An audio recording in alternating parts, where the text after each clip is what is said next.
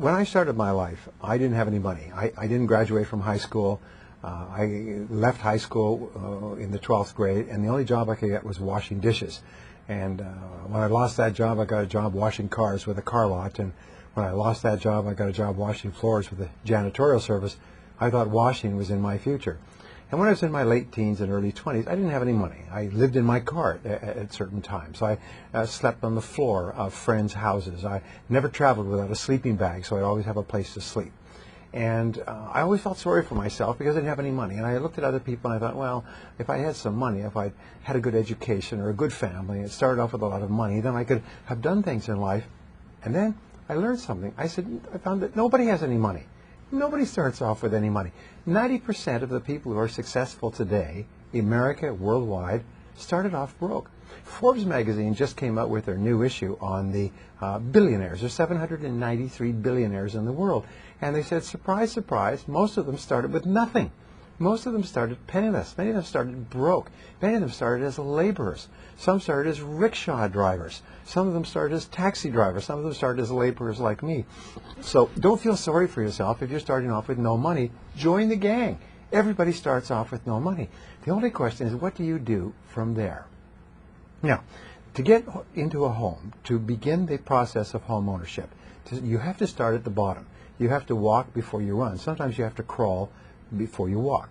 What do most people do? They start off with a small apartment, and then they work hard and they save their money.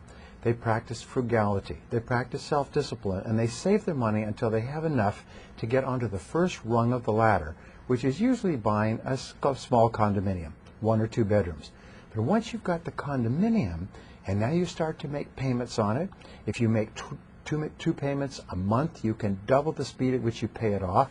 Condominium gradually goes up in value. You continue to save money. Then the next step is either to a larger condominium or to a smaller house.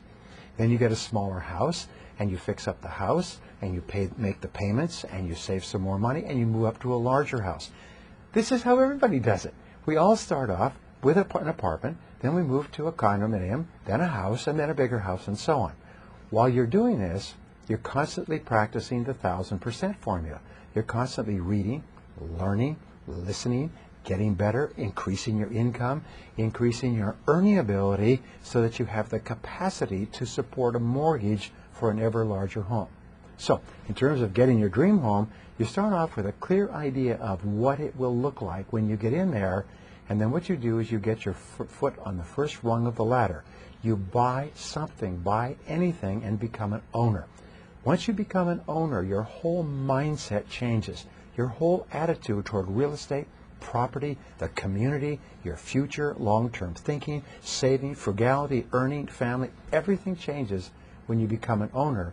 So the critical thing is to become an owner as quickly as you can, under whatever terms you can, and get started.